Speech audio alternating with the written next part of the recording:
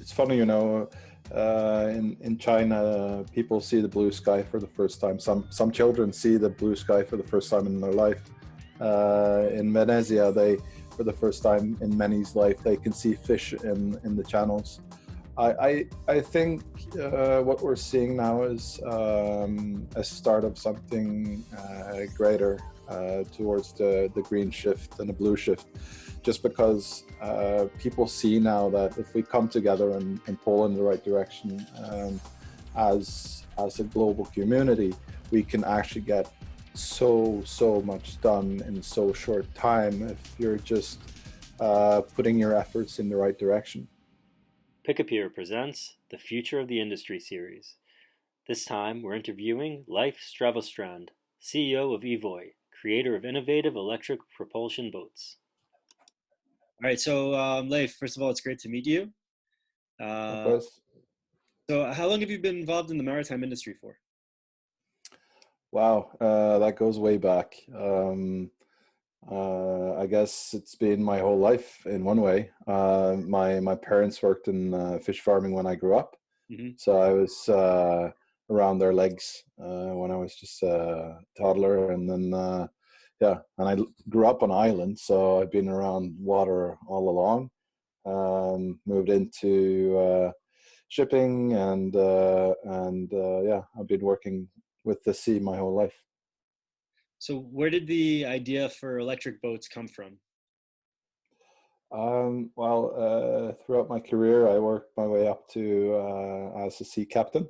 I also have a naval architect background, and all of this comes from my love and interest of the sea. And back in 2005, me and my dad, we had one of our whiskey evenings. We were just discussing new opportunities and new things to do. And one of the ideas that we came up with was an electric boat. And we started to look for like electric systems that we can use for the boats that we wanted. And we couldn't really find anything out there on the market. So the idea comes from there. And then if you fast forward to 2017, there was still nobody that could offer us the propulsion systems that we wanted, like high output, full electric. So we said, like, you know what? I think we have the competency to maybe pull this off. So we just started up Evoy then in 2017. So what are some of the benefits of electric propulsion? I've heard a lot about it. I know that's, if you could please share.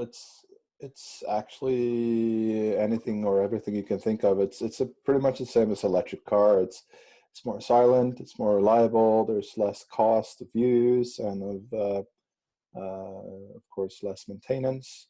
And a lot of and the quickness of it, of course. You have that bottom heavy torque in the beginning, and so there's always that imminent power ready for you when you need it. And then of course there is the issue about energy storage, which is the same problem with cars. So there's a limited range to it, but it's actually enough for quite a few. So I heard people call you guys the Tesla of the boating industry. That's such an everybody's trying to call themselves Tesla of boating, but we do work with quick boats, so in that respect it's and a lot of power, so I suppose we can live with that comparison. So I also saw that you recently you reached a world record as the fastest electric boat, right? 55 knots, approximately 100 kilometers. Yeah, it's all its first year produced boats, and we couldn't get a hold of the timing equipment to make an official run, but our GPS showed 55, and the old record was 51.3, so we were quite a bit over that. Is that a goal that you always had your mind to? All right, we want to break the world record and be the fastest boat in the world. Who doesn't want to be the world's best or fastest of something, right? Yeah, sure. When we started with the prototype, we said, well, why not? It looks like we have the power enough for it, so let's see what we can do with this. But it's a really odd thing because the boat is super heavy. It's 4,000 kilos, while the old record boat was less than half of that. So it wasn't clear that we would make that goal, but we did, and that was cool. And we have even quicker boats in mind for the future. Wow. When are you planning on launching them, or when are you planning on producing them? I don't know how much I can say, but before the coronavirus, we were this far from starting the process towards it, and now we're holding back a little bit. But I'm pretty sure we'll see something during this year. Sounds exciting. Yeah, it's going to be really cool. So I know that you guys also received endorsements from Prime Minister Erna Solberg. What type of encouragement was that to your agenda and what you guys are pushing for and what you guys are doing? There's a very strong acknowledgement in Norway. I think that well, the economy in Norway is quite oil driven, and there's acknowledgement here that you need to focus more on clean energy and the blue opportunities around the ocean industry. So she mentioned, and she said that's also a reason why she accepted to do the endorsement and be the godmother of our prototype.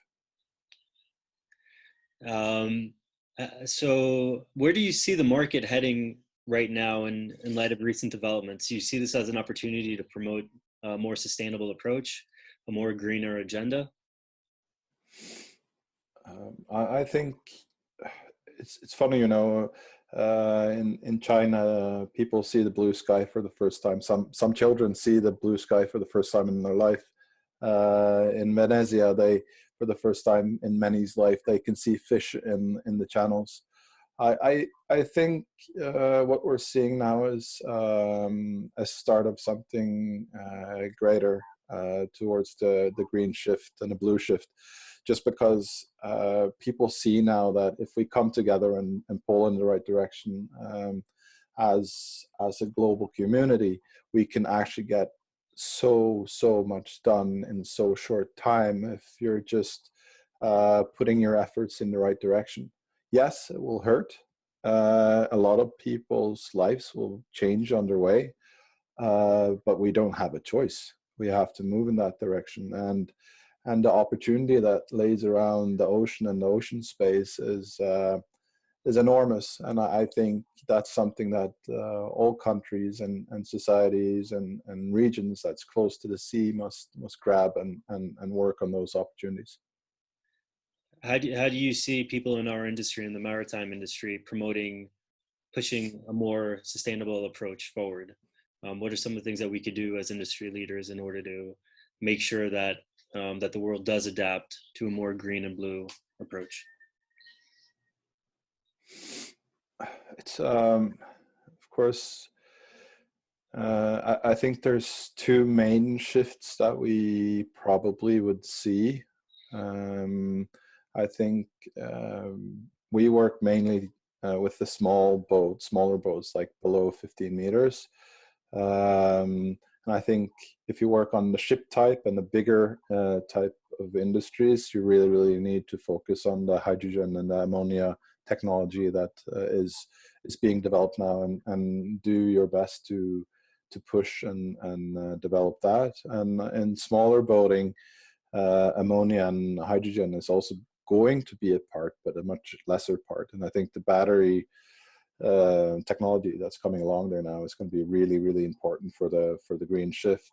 So if you're in the industry, you should try to educate yourself around using electric propulsion for boats and for bigger vessels, and see what you can do. Look at the systems out there and see how you can adapt them to your use.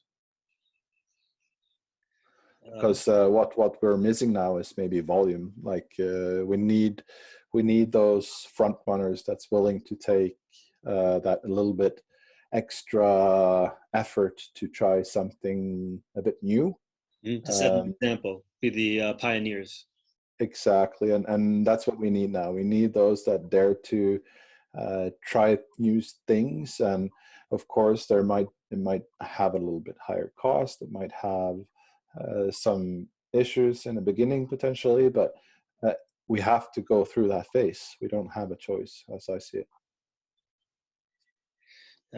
How big is the current market for electric boats? Well, we have been trying to find numbers on this, and it's actually not very easy Mhm. because it's a very diversitized industry, and it's not very big. It's a very, very few. It's maybe a percent or two of the total now, and maybe not even that. Mhm. So it's really small, but I think that we will see the same um, kind of curve that we see for electric cars. I think we will see the same for electric boats now. It's just natural. What's holding us back is the batteries, but the batteries are becoming increasingly better and better for each year. So um, that S curve that you kind of see from the electric cars, I think you'll see the same now for electric boats. So, what would you describe as success in the coming years, both for your business and for the industry as a whole? Well, it's of course there's a long way to go. Our numbers or estimates is that there's around 50 million boats, smaller boats in the world, and for a lot of places there's maybe not so easy to do that shift. They might not have electricity available in a good way, and they are not ready to take the initial higher cost with electric uh, as it is. But I think we're going to go through an important shift in the years to come, and it's also important that the governments in the sea governments are helping along, so to speak. Are you a member of any kind of party or international organization that supports maritime travel and maritime industry? Yeah, we're a member of several of the Norwegian. That's again member with the international ones. So that's how we try to contribute that way. And we also went through accelerator program last year that's called Catapult Ocean, and they're also working very hard within that industry and trying to do as much impact as they can through startups. So that's also important. Definitely, and it also seems that one of the benefits of being in a Scandinavian country is the awareness regarding sustainable initiatives and the support that you get from the government itself. Is that correct? That's true. Nothing's perfect, but there is possibility to get some funding now for commercial customers wanting to go electric in Norway. So that's really, really positive, and several of our customers have already gotten that funding, which is helping the decision making coming along. So that's going to be important for that side of the customer base. But I think also there are a willingness to pay a little bit more for the electric systems, because when a lot of people see and understand, particularly that has experience from electric cars, that there is the use of cost and maintenance is so much lower that even though the initial cost maybe is a little bit higher, then you will earn it back fairly quick. So it actually makes sense economically too, not just in greenhouse gas window, but also in a financial window. So, if I'm not mistaken, Evoy says that within three to 5 years already, you can see ROI, right? Return on investment. Shift That's for a typical commercial user. And that's also why we have focused on that market first, Mhm. because fishing boat, fishermen, fish farming, and that, but we also have other professional users that maybe use their boats 500 hours a year. We've seen 1,000 hours. We have one customer that has 1,500 hours a year on his motor. And these type of customers have a very, very, very quick ROI. On the private side or leisure boating has usually much less hours, and then there's more. Then you can compare it more to like solar power. So there's typically more than 10 years on that ROI for private users today. But this will come down as the battery cost comes down. So where do you see the industry heading right now? I mean, it seems that, with the lockdown, both the recreational boating industry is kind of going to suffer a little bit. But then again, I think when all these restrictions and lockdowns open up and you're allowed to go back on vacation and go back on your boat, I think the industry could really boom once again. Well, we're seeing a funny thing here in Norway. Nobody really predicted that. The last 2 weeks since we launched our press release about the outboard, I think we received about 1,000 emails and phone calls. Wow. So we have 10 times tripled or 10 times the normal activity. And we've talked to a lot of boat makers in this, and what is surprising to us is that they have the same orders, if not more. I talked to a company in Canada yesterday, and they said they have a rush of orders. And I asked them why, what's going on? And they said, well, people aren't allowed necessarily to go across borders. They're not maybe even allowed to go to their cabins. They're not international travels. What they do is they buy a boat or fix their boat so that they can go on the water with their family. It's one of the last remaining things you can do along with your friends, or not necessarily your friends even, just your family, where you can get out. I think that might actually last into the post-corona phase. Yes. I really hope so. And because I heard also in Hong Kong, they're enabling people to go back out, and the amount of orders that they've been receiving for boats and boating types of chartered vacations have skyrocketed. And also apparently in Italy, it's the same thing. They're also receiving a lot of demands once summer comes along. Hopefully when everything is behind us. So I do believe that there is a lot of opportunity over here if I guess there's a lot more awareness regarding the maritime industry and the benefits about just going out, breathing some fresh air, and then going on your boat. Yeah, for sure. We definitely see that, and for us, it's quite frustrating for us right now that we don't have all our products ready, because it's hard to guess how much we could have gotten into the market right now, but it's really frustrating to see this enormous interest, and we're not ready to actually ship it to the customers and end customers on the outboard side. But we'll get there as fast as we can, and hopefully help and be an important step towards sustainable boating. How can we as industry leaders really cooperate in order to work together and to bring people back out to the beach, back out to the water, and also push this green agenda forward?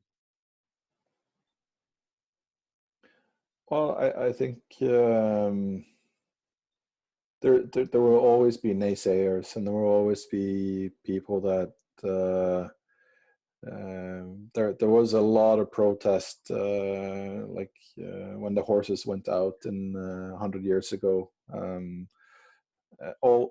It's natural for humans to hold back on changes. It's scary for everyone, particularly now. But I think the industry leaders around the maritime industry needs to be able now to step up and show the way, and just talk positively about the change that's coming, because there is enough of those that wants to badmouth it, and we feel like we've succeeded halfway already, because we have so many trolls now that it's and we need a weight against all the naysayers and the trolls that are working so hard against the natural changes that's coming anyway. So I think that's where potentially everyone can help a bit. This has been great. Yeah, so I guess that's pretty much it from my end. Anything else you want to share with the audience, people who are going to be listening to this? Something about positive outlook, optimism, something that you see for the future, direction Well, you're heading. it's been a dire couple of weeks, and it's been gloomy and dim in many ways. But I think for a lot of people now, it's really tough, and almost everyone knows somebody that's been affected somehow, and people are actually dying here. We sometimes forget that. So this has been, and it is a super serious situation. But I think at the same time, it's important to keep in mind that the great world wars and all the big shifts that's been in society the last 100 years has also given great opportunities. And I think if you're trying to think ahead and think 2 and 3 and 5 and 10 years ahead, it's important to try to gear yourself and gear your companies towards a direction where you can make a positive change and a positive impact. I think that's maybe a good advice. I agree 100%. Agree 100%. All right. Yeah. So thank you very much. I really appreciate your time and hope everybody at home enjoyed this. Thank you for watching Pier's Future of the Industry series. Be sure to follow us and subscribe to our channel to receive more great and relevant content from industry leaders of the maritime industry.